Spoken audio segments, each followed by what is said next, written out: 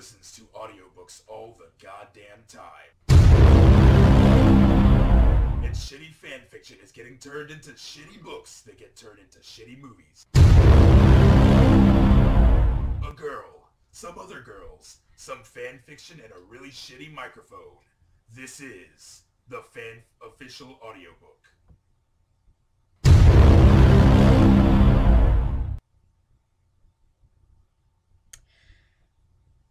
Hello everyone.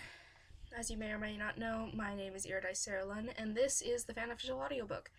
Today is Tuesday, which means that it is the second episode of the podcast. Woo! Congrats to me for holding it in. Yay. Holding what in? I'm confused.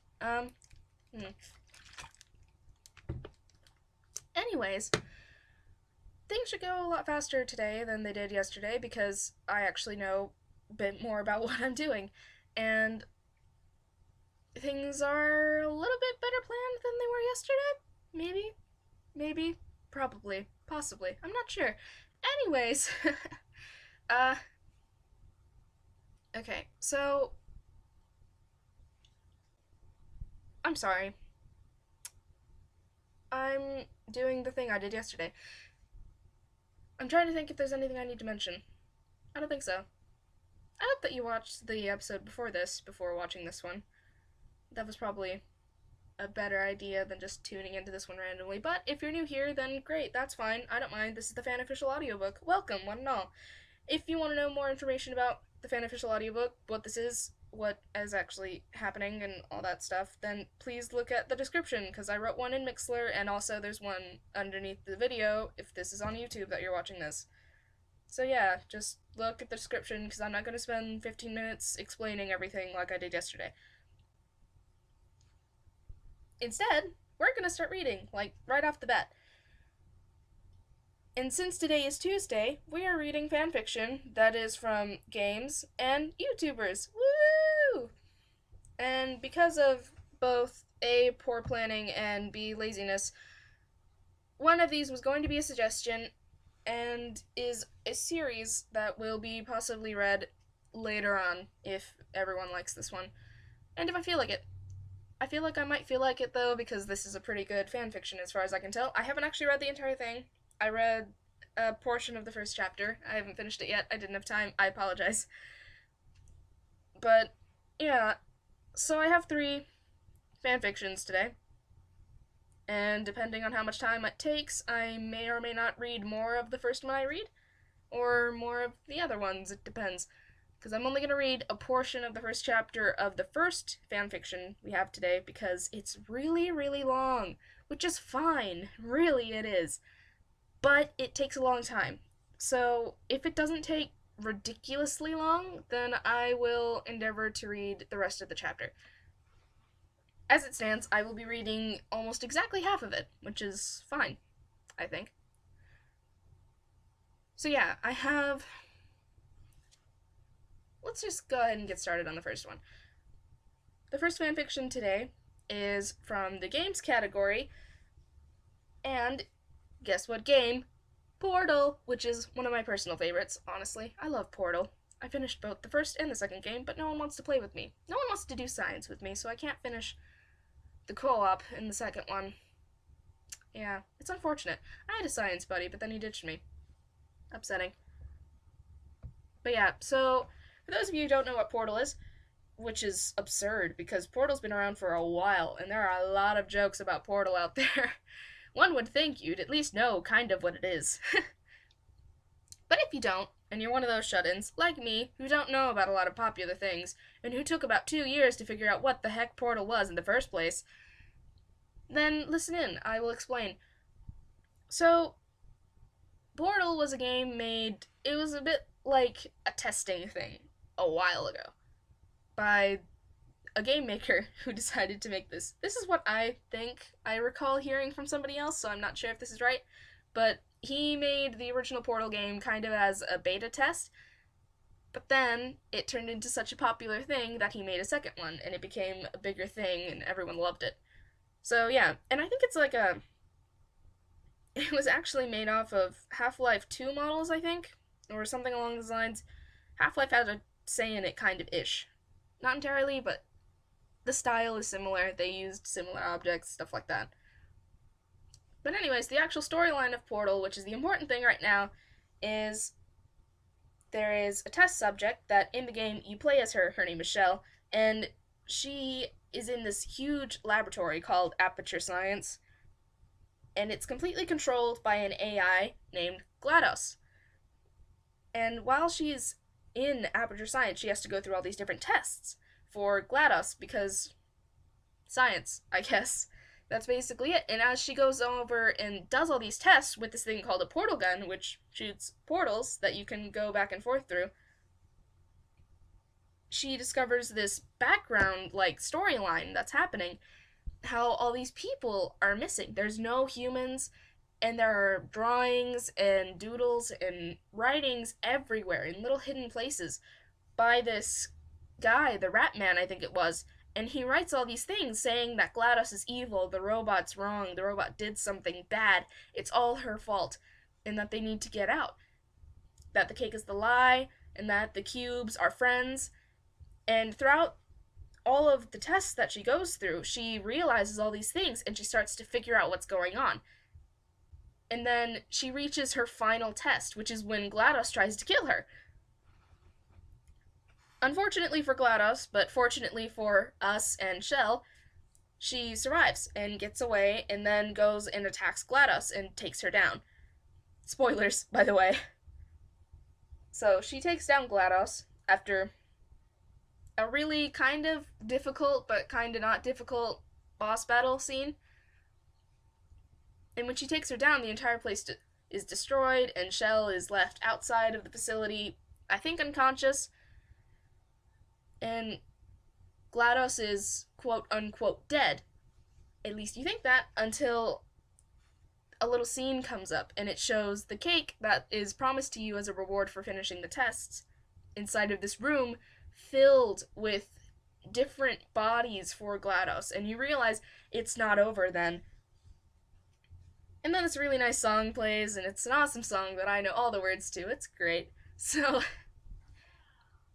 then the second game comes out. In the second game, Shell comes back, except there's another AI. His name is Wheatley.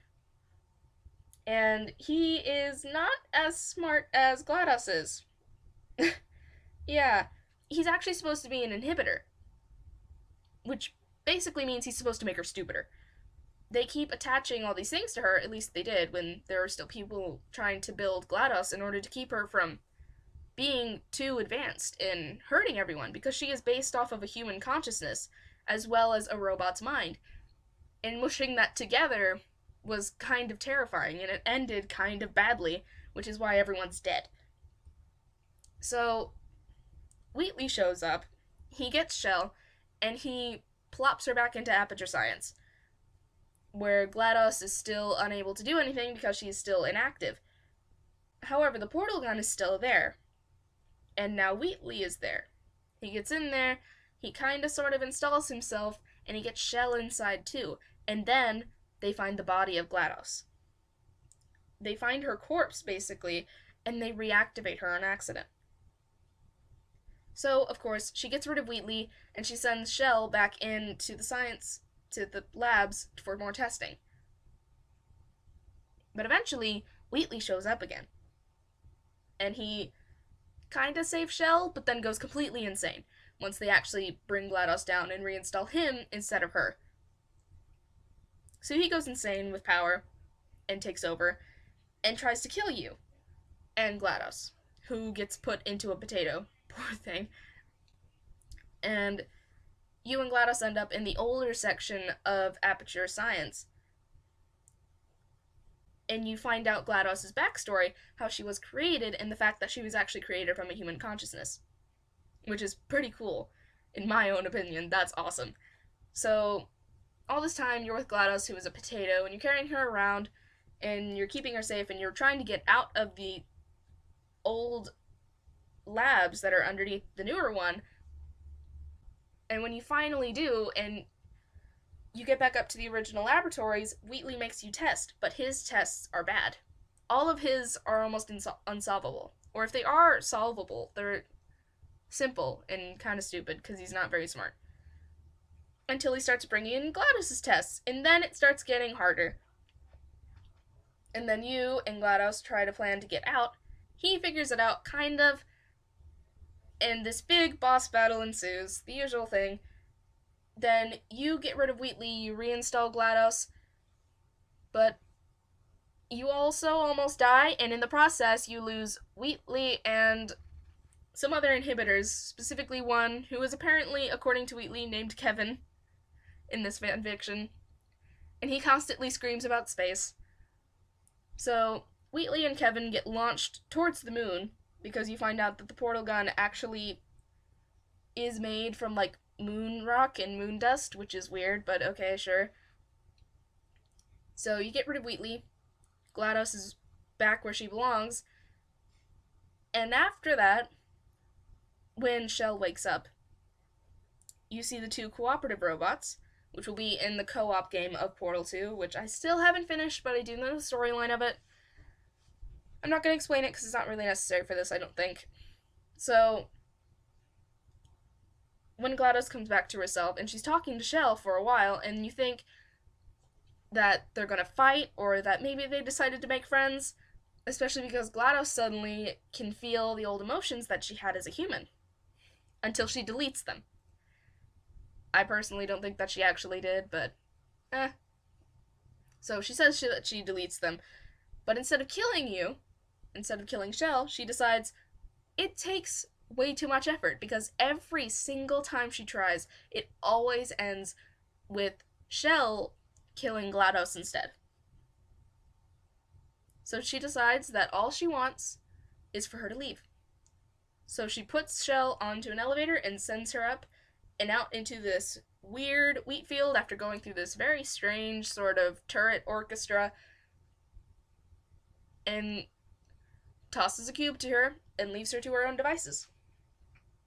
So yeah, that's basically the entire plot line of Portal 1 and 2 in a weird kind of rambly nutshell. So yeah, I'm a big fan of Portal, so I really like it when people actually make good fanfiction of things that I really like. And from what I can tell, Blue Sky, which is the fanfiction I'm about to read, is really good. It is by wafflestories, and it is so well written. I am really impressed. Like, seriously, I'm really pleased by how great this is. I'm surprised and very happy. It's also complete, which is great, so I can actually read the entire thing. And if you want to read the entire thing, go ahead and check it out after this podcast, because I'm sure that the rest of it is as great as it seems to be. So, yeah. Also, I don't think it has any pairings or anything along those lines, but if it did, I wouldn't really mind, personally, because I don't really mind any of the pairings in any fandom. Except for a few, but they're small ones. Regardless, this is Blue Sky, a Portal fanfiction by wafflestories? I already forgot. Yeah, wafflestories, one word. It is rated T, and from what I can tell, there are no pairings. There are, however, 15 chapters, and they are all very long. Oh wow, it's also from 2011 to 2012. This is an old fanfiction, huh. And it has 169,766 words. Awesome. So this is mostly about Wheatley and Shell, and it's written in English, which is great, and it's complete. So yeah, random things that I thought I'd mention. Anyways, I'm going to read it now. After I take a sip of some water, because it's important.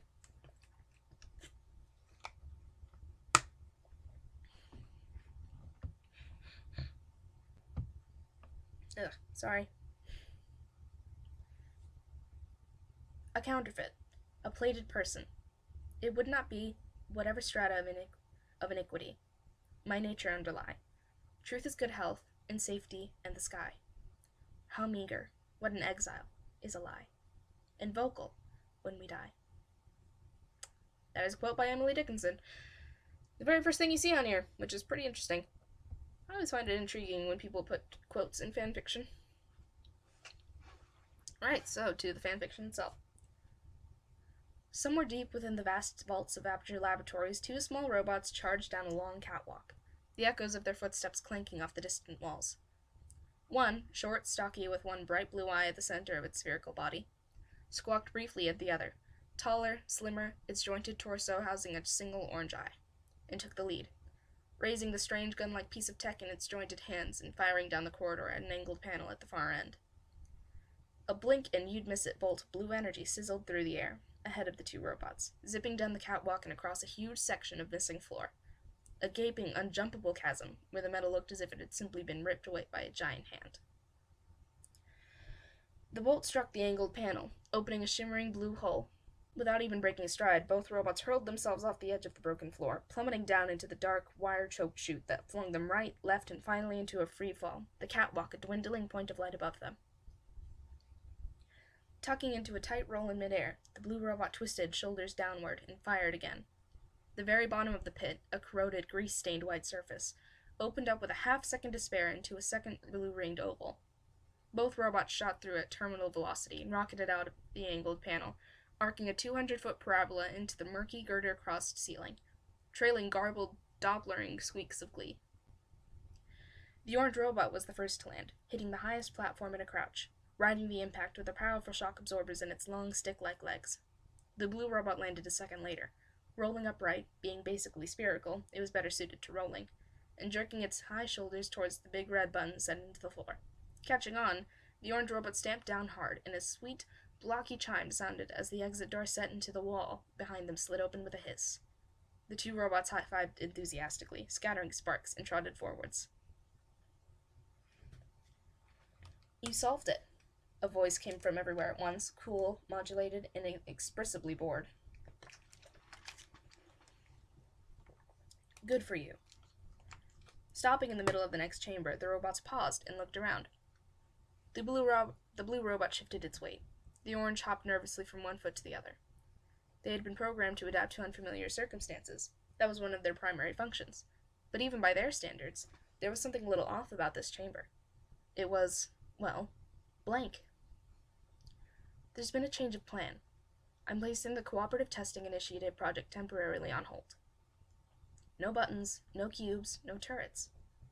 Now that the round hatch had sealed itself behind them, no exit." "Your performance has been adequate," said the voice. "Goodbye." The two little robots looked at each other for a moment, puzzled, and exploded. It was a fairly undramatic explosion. There wasn't much noise, and, apart from a little shower of metal bits and a small cloud of oily smoke, hardly any mess. After a short interval, a panel opened up in one blank wall and a small jointed plate unfolded from it, busily sweeping all the little bits of the two robots neatly into the gap before shutting up again and fitting back inside itself. Silently, the panel closed, leaving the chamber clean and empty once again, apart from a few oily spots and a faint lingering smell of smoke. Space, thought Wheatley, was big. It was massive. There was so much of it that actually processing how big it really was proved downright impossible. The glittering vault of stars stretched out endlessly in every direction, defying comprehension, staggeringly, mind-bogglingly, infinitely big. It was also really, really boring. Sad, but true. The beauty of the infinite cosmos palled after a while. It was fine to start with, awe-inspiring and breathtaking, and all the rest of it. You could spend all the time you liked staring at it, getting to know all the different types of stars, things like that. Wheatley didn't know their actual scientific names. Observational astronomy was not part of his programming, but in the absence of official nomenclature, he'd made up his own. You had your basic little twinkly ones. They were probably a very long way away, even by star standards, and accounted for most of the stars he could see. And then there were the big bright ones, which were either a bit closer or planets and things, and multicolored ones, which he wasn't really sure about, and, very occasionally, you had your ones that turned out to be bits of space junk whooshing past while exploding. Hours of fun, those ones. He'd also dabbled in the constellations, with less success. Picking out shapes in the stars when you were ceaselessly orbiting a lunar body was challenging, and Wheatley wasn't really up to it. For a start, his optic was damaged. The glass was cracked, splitting his field of vision into two slightly misaligned halves, which meant that focusing on anything too much made him feel motion sick. Motion sickness, artificial or otherwise, isn't funny, even when you're able to stop moving and have a sit-down until it stops. Having motion sickness when you have no choice but to go on orbiting the moon at roughly 17,000 miles an hour with a slight tailspin, on the other hand, is utter hell. He tried, though. Once in orbit, there was a roughly Z-shaped formation of stars which he'd called the management rail. Then there was one of the big bright ones in the middle of a sort of arc of little twinkly ones, which, not having much of an imagination when it came to naming things, he'd called the sentry turret. In this manner, he'd named an entire zodiac. The ceiling tile, the catwalk, the potato battery, the pipe network, the deadly death trap, the power-crazed idiot, and so on. It passed the time, and there was a lot of time up here. Once he'd sorted all that out, though, got everything star-related nicely pigeonholed away, there just wasn't much else to do. There were only 4 things in Wheatley's field of vision which weren't stars or blackness, and none of them offered much relief from the monotony. The craggy lunar surface miles below him, that was one. Then there was the Earth, a white-blue sphere in the distance, laughably far off. Wheatley, who had never seen the surface of the Earth firsthand, sometimes wondered vaguely if it really was like the files, the vast archive of visual data he had access to when he was jacked into the Enrichment Center's mainframe. There had been all sorts of weird stuff in those files. Huge masses of water, he supposed that was all the blue, fields of green, fluffy stuff that waved around in the... what was the word? It was on the tip of his verbal processor. Wind. In the wind. Animals, too. Not just humans, but all kinds of crazy life forms with mad names like elk, and platypus, and tiger, and Ebola zere, and unicron. Wheatley had no idea what a unicron was, but he thought it sounded pretty bloody impressive all the same. Then there was the sun. The file had suggested that from Earth's surface the sun wasn't that bad, but up here in space without the protection of all that white wispy stuff around the Earth, it was an intense cold yellow glare. Wheatley didn't dare to look directly at it with his broken optic, afraid that it would fry his visual circuits right out of his body, or worse, set something on fire. Not that things could really burn in space without oxygen, but there was always the possibility that there were a few pockets of air still hanging around somewhere at his battered metal body, and he didn't want a chance there for the sake of a glimpse of a blazing ball of gas. He didn't want to look at it anyway, to tell the truth. Harsh, pitiless, and unblinking. It reminded him too much of her. So, the Earth, the Moon, and the Sun.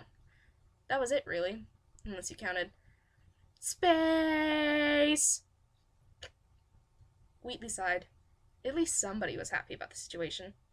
It had been ages. Exactly how long he didn't know and dreaded to think. Since the two of them had been sucked into space. Wheatley had initially tried to keep count, but addition was not one of his strong points. Having strong points was not one of his strong points, to be honest. And he eventually given up, and fixed on an informed guesstimate instead. Ages. That felt a bit right. Bloody ages. Space Corps, on the other hand, never got tired of it. Space Corps, or Kevin, as Wheatley had named him arbitrarily, was ecstatic about being in space. Loved the stuff. Couldn't get enough of it.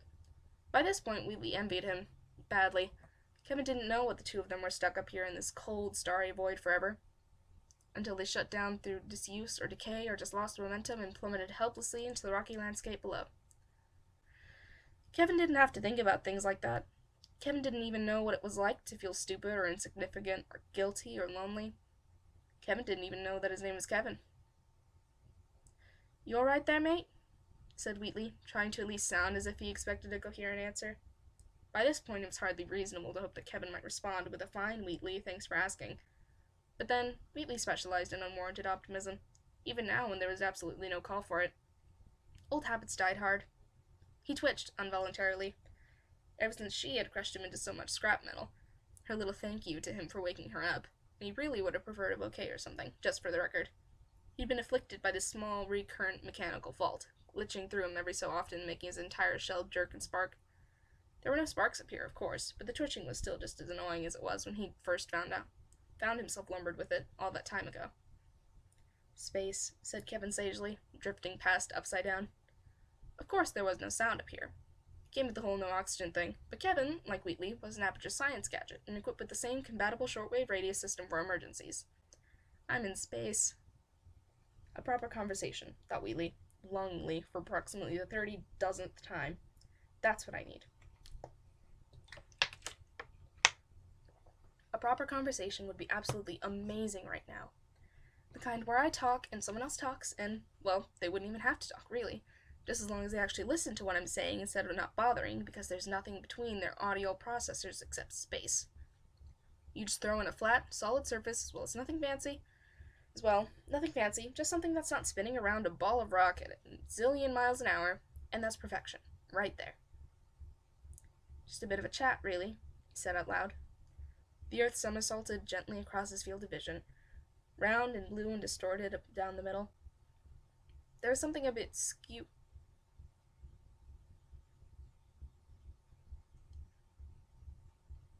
Sorry.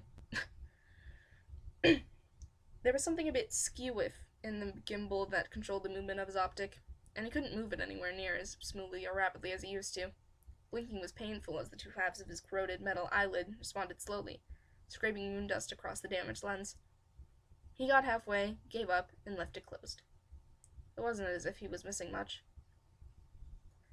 Not about anything in particular, just, how are you doing, what have you been up to lately, that sort of thing. I could ask, he added, struck by inspiration, have you seen any Unicrons? Do they actually exist? And if they do, what do they look like?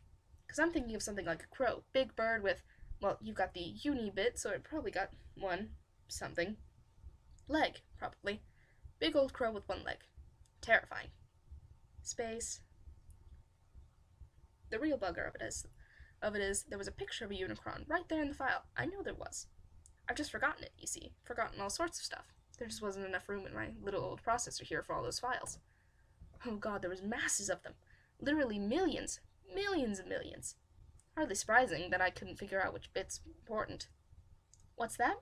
Oh, it's space. Yeah. Anyway, have you seen any Unicrons, etc., etc.? What's the weather like down there? Solved any good tests lately? Wheatley was only dimly aware that he drifted from the generic to the specific in terms of hypothetical conversational partners. He twitched his upper handle in what he fancied to be a casual, disarming manner. It was bent and creaked. It's nice to see you, alive and so on. Hope you're not too sore about the whole me trying to kill you thing. Although if you are still a bit upset about it, that's fine.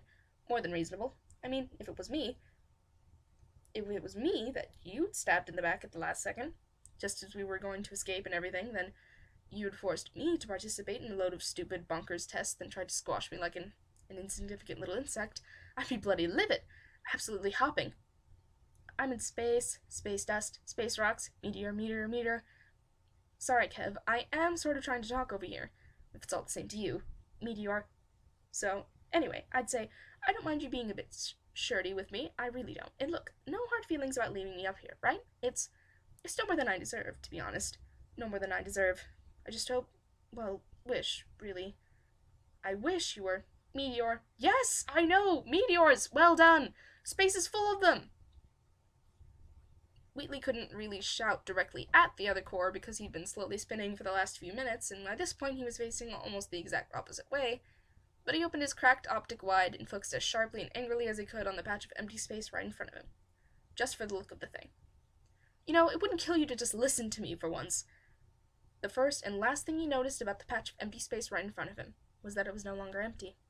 In that last split second, as his world filled with dark, mica-flecked rock, Wheatley remembered that nothing made any noise in space, and that therefore, if he hadn't been specifically looking at something because, say, you'd shut your only eye in a bout of daydreamy wishful thinking, you weren't going to get any warning of its approach, even if the something in question was the size of a large table made of solid rock and going incredibly fast.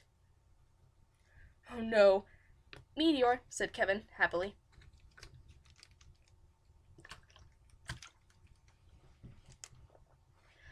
Sorry, this is really long. There should have been a noise. Wheatley would have much preferred it if there had been a noise, something appropriately catastrophic, a horrible drawn-out crunch or metallic thwack, or, anything, really. Anything other than what there actually was, which was nothing. Just one moment when Kevin was tumbling cheerfully in front of him, and the next there was nothing. Just a spreading cloud of metal and yellow glass, powder fragments, a painful crack of static in Wheatley's receiver, and the meteor, barreling away towards Earth. Wheatley screamed, partly out of horror, but mostly out of sheer shock. Then he screamed again, more urgently this time, as the expanding shower of bits that used to be Kevin hit him like a hailstorm, cracking and pinging off his metallic shell.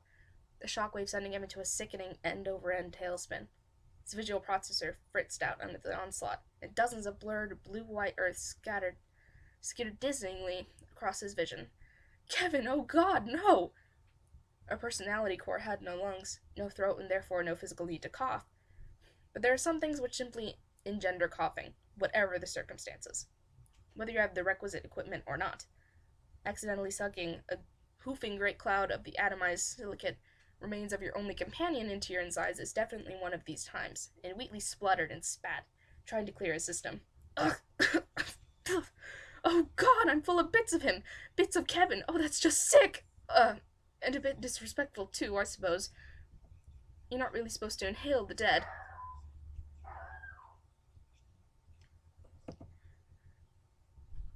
What the heck is that? Okay, I'm pretty sure an advertisement just went on. I apologize immensely. Oh God, I'm full of bits of him! Bits of Kevin! Oh, that's just sick! And a bit disrespectful, too, I suppose. You're not really supposed to inhale the dead. Looked on as a bit of a faux pas in most circles. He sneezed. Sorry, Kevin. Couldn't help it. Still, at least it's the way you would have wanted to go, right? Atomized by a meteor, in space. Almost poetic, really. There was a very long silence. An observer, a little more perceptive than Wheatley, might have noticed that the moon looked just a little bit smaller than it had now. The craters no longer quite so large and distinct, and that the distant white-blue football of the Earth was maybe just a fraction bigger. Wheatley, however, was too busy contemplating how quiet it was. He wasn't sure that he liked it. There was nobody yelling "space" or listing the names of the planets or gibbering about the injustice inherent in the space legal system. Kevin hadn't been much of a conversationalist, true, but now that he was gone, space seemed even bigger. Dark, cold, huge, and very, very silent. You could do an awful lot of interpreted thinking in this sort of silence, with nobody to distract you. You'd find yourself thinking about all sorts of things, not all of them good. He wondered if he could teach himself to whistle. Okay, so I apologize for the sudden noise of the advertisement whenever that started. Hopefully it wasn't that far in, and it wasn't too much of a distraction. Regardless, I think you got the gist of what just happened. I thought it was interesting. I haven't actually read most of that part of it. I only got down to around the point when Kevin said space the first time. And I apologize immensely for pausing so much and seeming a bit out of breath. I don't talk this often. And that was a good 20 minutes of talking. Probably not 20 minutes. It's probably only been 10. Still, that's a lot of talking, at least for me. Also, please ignore all the voices that are happening in my living room. I have relatives, and they pop by often. I also have animals, and I think they're talking to them. Anyways. Again, apologies for all of the interruptions this episode. Immensely sorry about that. Well, regardless,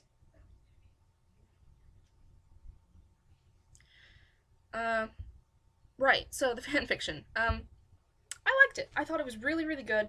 Honestly, I give this a complete 5, because this is so good.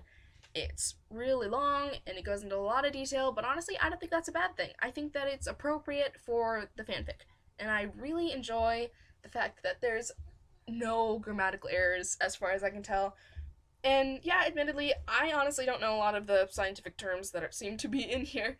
There's not a whole ton, but I feel like they're scientific because I'm not that smart. I don't really do science that much. I mostly just do writing, so yeah. I enjoyed that. I didn't expect all the terms. Ah, crap. The internet connection just went out. Okay, so I didn't expect all the terms.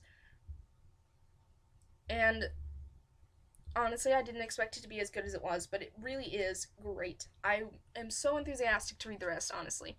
And I hope that you guys are too. Please, if you want to, read the rest of it on your own, because there is no way I'm going to have time, there is no way I'm going to have the will to read the rest of this chapter today.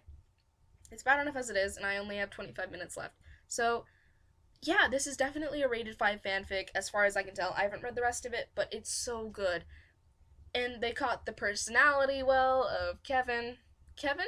Kevin too. I meant to say Wheatley. They caught Wheatley's personality very well. And I kind of enjoy saying the things that he's saying, his dialogue. And I kept wanting to make a British accent because he's British, but my British accent's not bad necessarily. I just don't know if it's all that good. I might just have it all in my head and I think it's okay, but it might be really bad. So, unless somebody wants me to, I'm not going to speak in a British accent on here.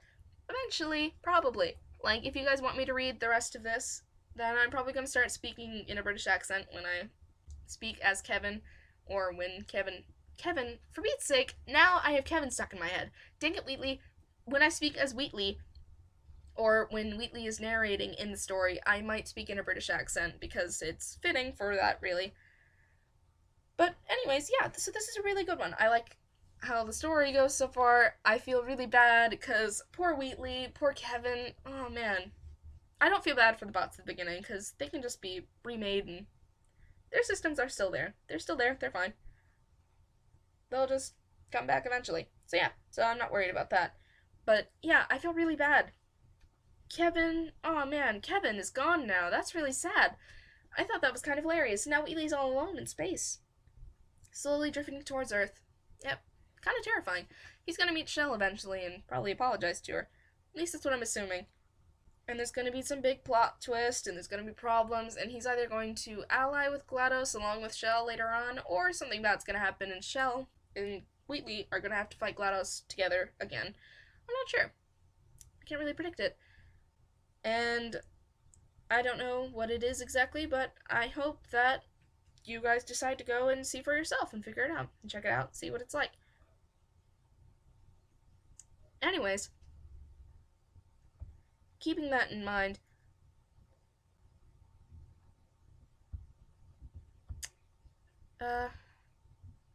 I'm so sorry, but the internet's being weird and kind of glitchy, so you probably can't hear me on the actual live stream if you were there in the first place. That's fine. I don't think there was anybody really listening there anyways. So, those of you watching on the YouTube channel, hopefully there are some of you who actually decided to watch this at some point. I will continue for you. We have 22 minutes left, and I have 2 more stories. So yeah, we have to get this done within that time frame. Hopefully sooner. At least by a little bit. Because, yeah, an entire hour is kind of painful, and it's already been half an hour. Anyways, moving on. The next fanfiction is a YouTuber fanfiction. Which is... Okay, so I'm going to explain who the YouTubers are first, because that's easier. I hope, really, that you know who Pewdiepie is. If you don't, you live under a rock, because he's become a very big deal. He's one of the most popular YouTubers on YouTube, and he's a Let's Player, which means that he plays games online and shows himself playing the games for all of his fans, who are known as bros. So yeah, Pewdiepie is kind of a personal favorite, to the point that I wrote a fanfiction about him, and another personal favorite of mine, who happens to be, oh good, the bandwidth has recovered, great. Sorry, there's information randomly popping up everywhere. So, the second YouTuber, who is another fan of mine, not a fan, who I'm also a fan of, sorry, I'm starting to get weird. Things get to that point after about 30 minutes of talking nonstop. So yeah, anyways, the second YouTuber is Cry, or Cryaotic, or Chaotic Monkey, depending on how you want to find his name, but you will, on YouTube, find him as Cryaotic, or Cry. And a very popular pairing on YouTube, because Cry is also a Let's Player. However, you can't see his face, you just know his voice. And his face is represented actually by something known as the Sup Guy face, which is this blank little figurine thing with just one hair sticking out and just a very blank face, and that's it. And it has no arms. It's really cute, actually. I'm taking way too much time explaining this. So yeah, a very big pairing for YouTubers is Pewdiepie, or at least it was. Recently, Cryaotic or Broken, stuff like that is more popular, but I'm pretty sure that Pewdiepie is still popular enough that this would make sense.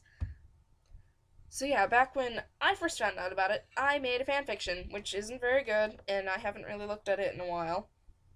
And it's called Let Me Tell You a Story, because around that time I had rewatched The Princess Bride, which is kind of what inspired the uncle telling his nephew about this story about these people that he knew, or something like that. So yeah, that's what this is structured as, so there are two voices speaking the entire time. Again, it's not very good. I'm an okay writer, but I wasn't as good as I am now back then, because this was a while ago. So yeah, I'm going to read the first chapter of that, because there are 6 chapters, and it's not done. But that's fine. The first chapter is along the lines of one shot. It's based off a YouTube video that's called Rainy Days. It's very good. It's an animated Pewdiepie thing, and it's great. You should go look it up. It's wonderful. It's cute and adorable, and it has the Daikozu song? I can never see the second one. It has the Dongo song on it, which is from Clannad, and really nice and pretty, and also really depressing. Clannad is the most depressing anime of all time. It really is. Anyways, under the YouTuber category with the Pewdiepie pairing, this is Let Me Tell You a Story, Part 1 by Iridice. You can find it on DeviantArt and fanfiction.net. And that's basically it, and there are only 6 chapters. So yeah, I'm gonna read the fanfiction now. Yay. My voice is not happy. Give me 2 seconds.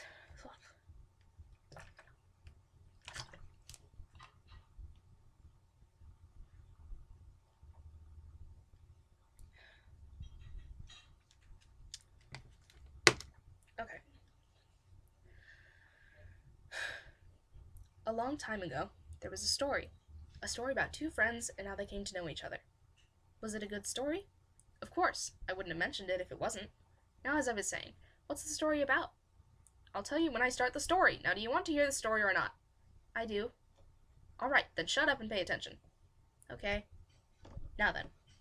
The story began on a late night in Sweden. It was pouring outside and almost everyone had retreated inside to escape the rain. There was, however, a very small someone that simply could not. This small someone was very strange. He was small, with no arms and stubby legs. His skin looked like clean white porcelain, but felt like the softest of silk. He had a constantly blank face and was almost completely hairless. Almost? Yes, almost. He did have one hair, a single hair that stood up on his little round head. How small was he? Less than a foot high. He wouldn't even reach your knee. Really? Yep. Now stop interrupting. Sorry. You better be. As I was saying, this strange little someone was sitting outside, leaning on a cold brick wall as the rain poured over him. He shivered from the cold but did not move otherwise. He had nowhere else to go. No home, no family. He was all alone in a world that was far too big for him. Too big for such a little guy like him. So he sat there, all alone for a very long time. But then something happened. Another someone walked by and noticed him there. This someone was tall and held an umbrella above his head to keep himself dry. Because of how small he was, the much smaller someone could not see the taller someone's face. All he could see was a tall man with a mop of wild blonde hair under a large yellow umbrella. This taller someone stopped when he saw him. He stopped right beside him and looked down at the small wet creature on the ground. He didn't know what to make of him. He looked so small and delicate, like a little porcelain figure. As the smaller someone shivered violently, the taller someone made a decision. He leaned down and held a hand out to him. The smaller someone looked at him with surprise. Nobody had ever offered him their hand before. People rarely even acknowledged him. I won't hurt you, the taller someone said kindly. I promise. The smaller someone looked at the offered hand for a moment. Then he did something he had never done before. He slowly got up and walked on to the offered hand. The taller man pulled him up and held him close to his chest. The smaller someone was shocked. This random person had offered him his hand and was now holding him close. He was protecting him from the rain. As the taller someone walked onward to an unknown location, the smaller someone was starting to shiver less and less. The taller someone was making him warm again.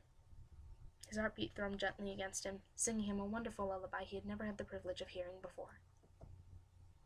Can I ask a question? Sure. The smaller guy. He'd never touched someone before? Of course not. Why not? Because people consider things like the smaller someone strange, and most people don't like strange things. I like strange things. So do I. But most people don't.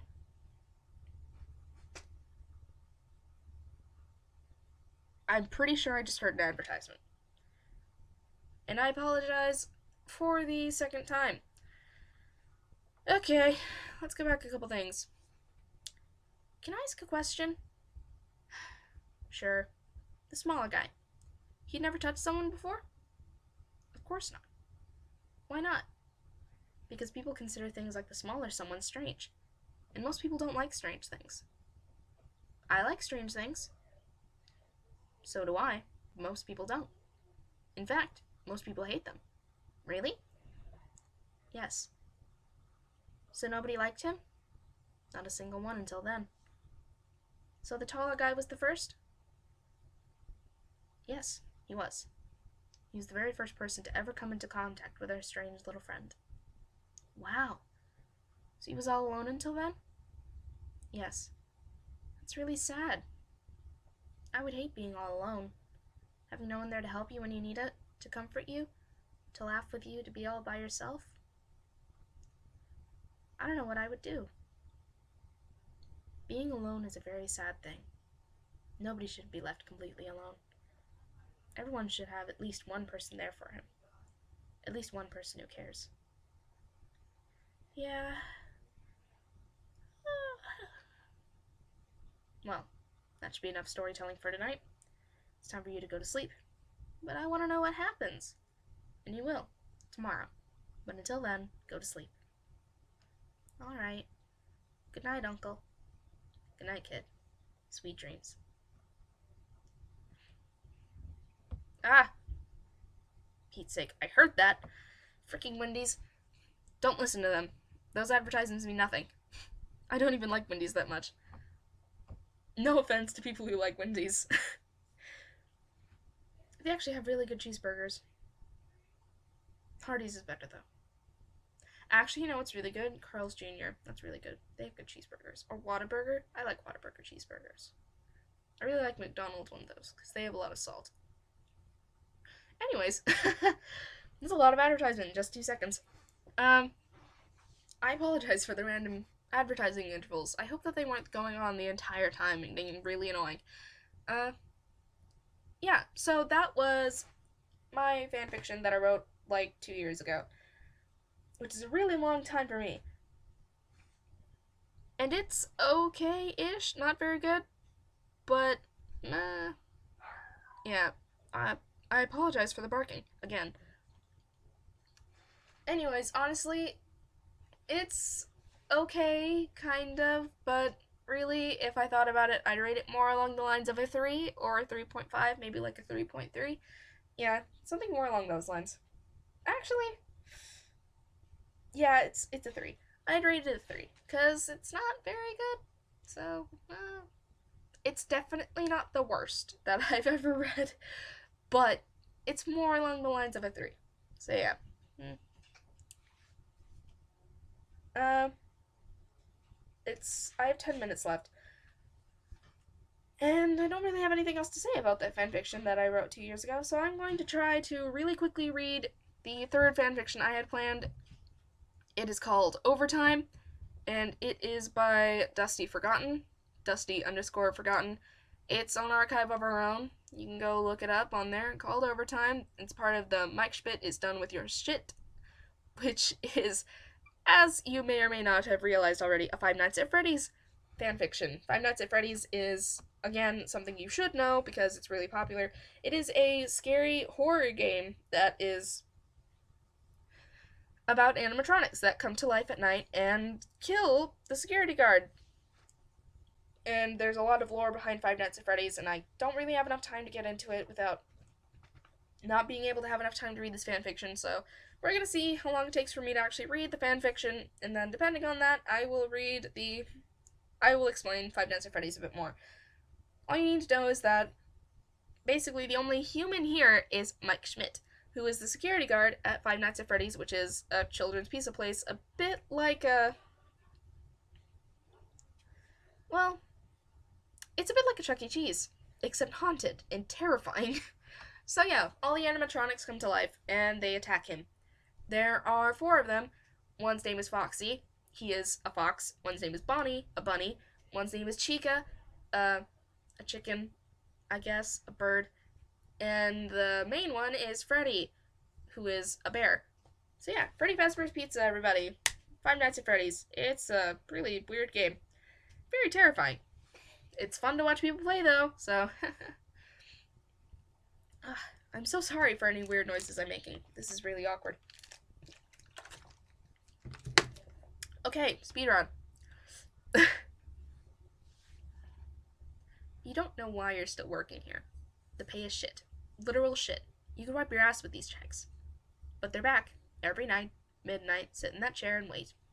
You still wait for the phone calls, knowing the guy calling has to be dead. You've got the place memorized. A rhythm to it.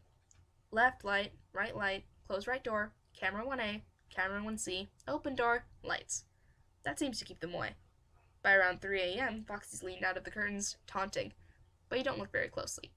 Can't spend too much time doing one thing, or Freddy might start moving. Or Bonnie might sneak up on you. Cheek isn't much of a problem anymore, at least. She comes from the right, and that door you keep closed a lot to keep Freddy out. The power's tight, but it lasts. It lasts. Foxy's out. You flick the door shut, make your rounds until the banging stops, and open it again. He's shy. You wonder how hunk of metal in such disrepair moves so fast. You also wonder when you stop calling them its. 4 a.m. 20% power. Make that 19. It's going to be close tonight. You check the east hall corner camera. Here's Freddy. Doesn't matter. Keep the door closed when you're not staring at it. You'll be fine. A little after 5 a.m. The hallucinations are back. Bonnie, Freddy, the eyes. It's me. What the fuck does that even mean? You click on the right light. Flick the door closed when you see Chica. You stare at each other through the window for a moment before you shut the lights back off. Turn your attention to Foxy. He's out again. It's me, written on his sign as a joke. You're still not sure if he changes it, or if it's just your imagination. You snap the door shut, see Chica's gone, and flick the right door open. Foxy won't have time for another hit tonight. You turn your eyes away from the right door only long enough to check the left lights. You shut the door on Bonnie, hit the lights once, twice, she's gone. 4% power. It can't be much longer until your shift's over. You look between the 2 doors, but don't check the lights. 3%. Can't have more than 10 minutes left. You set the tablet on the floor, lean back in your chair, and check your watch. 6 minutes, to be exact. You watch the seconds click down as the single bulb goes out. You breathe deep and wait. Freddy's being compliant tonight, taking his time. You try to see your watch through the glare. Really need to get one that glows in the dark. Bonnie appears, plays her fucking creepy theme song, but you've heard it so many times, you find it a comfort, really. It takes forever, gives you more time, just until your shift rolls over. You glare her in the plastic eye and try to remember when you stopped being scared of that. The song's over. The glare off her eyes disappears. You hold up your arm compliantly, feel the gross, decrepit animatronic paw wrap around and drag you quickly along. You try to keep up, or she'll just drag you. Like she did the second night. Pulled your arm out of a socket. You pass Chica, you think, or Freddy, but Freddy's probably in the office by now. You trip a little, but regain footing. Follow swiftly along. You wonder if she's caught on. If she knows your shift's over in 20 seconds or less. She's almost frantic in how quickly she pulls. And you don't scream. You can hear the clock over the stage ticking down your seconds as she drags you up the stairs. You plant a foot obstinately in the front of the step as the clock ticks. City power comes on. You watch the costume intently. Still not quite sure what the fuck is going on in this place. But the lights are on. And Bonnie stopped moving. Head doing that freaky glitch thing as she mechanically lets go. And lines up on stage. Chica's already there. You see by the lights. And Freddy doesn't spare you a glance as he ambles up on the stage and deactivates. You glance at your arm. A smear of fluid and blood. You snatch one of the napkins out of a dispenser on the dining table to wipe it off. You'll probably have another breakdown about it later. Right now, you just want to go to bed. Right, so, speedrun indeed, 5 minutes. Ow, my tongue. Okay, so, yes, alert thing, Mixler, I realized that it's only 5 minutes left. Okay, so, Five Nights at Freddy's, everybody. It is a really creepy game. By the way, I apologize for the cursing, but it was in the fanfiction, and I'm going to be as honest as possible when it comes to these things. No sensory is involved in my videos or podcast or whatever the heck is going on here. Yeah, so Five Nights at Freddy's, basically what's happening, again, it's like a really creepy haunted Chuck E. Cheese with these 4 animatronics. It's a lot more than that, but the basic story of it is, a long time ago, something happened inside of the actual restaurant. A security guard, in theory, killed 4 kids? Yeah. Wait, no, 5 kids. There's technically another animatronic, but he's not really an animatronic, he's a suit. So yeah. He's Golden Freddy, and he's creepy. And he teleports. It's awesome. That's why I don't play these games. I watch Markiplier play them, which you should also do. He's great at it. It's tons of fun. It's really hilarious. Watch the compilations. They're wonderful. Advertisement. So anyways, or just go on YouTube. Look up Five Nights at Freddy's. You'll find tons of theories, and you'll find tons of people playing it. I promise you that. So yeah. In the game, the theory is these 5 kids were killed, and then their bodies were stuffed into the suits by a security guard there. And after that, the suits started being weird. They attacked the security guards at night and tried to stuff them into the suits themselves. And it was really weird. Yeah, there's a lot more to it than that, but that's like the gist of it, basically, the reason why the game is happening, and pretty much all that you know at the very beginning. That and the Bite of 87, which is apparently an incident that involved the loss of a frontal lobe from somebody who got bitten by one of the animatronics at some point. Also, later on, there is, in the other games, more animatronics, the toy ones, which come into play in the second one, which are weird. There's also the puppet and Mangle and the balloon boy and lots of other things. It's really weird. There's tons of them in the second one, and then in the third one, there's only one, and he's called Springtrap. Springtrap is apparently a animatronic, kind of, but also kind of a suit, mixed in one that is able to be worn by employees over at Five Nights at Freddy's. However, they have a problem.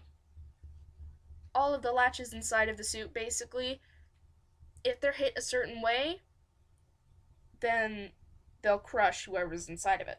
Which is what happens, apparently, to the guy who killed all those kids later on.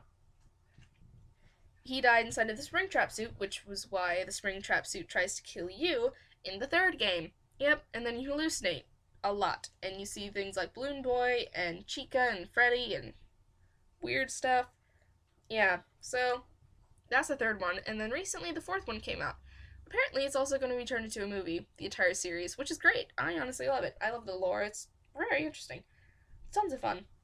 But yeah, in the fourth one, which was apparently a way to explain the Bite of 87 along other things, is where a kid is just in his room, and he's friends with all these stuffed animals, and he's tortured by its older brother, and Freddy Fazbear's Pizza is a terrifying thing for him. It's like a nightmare.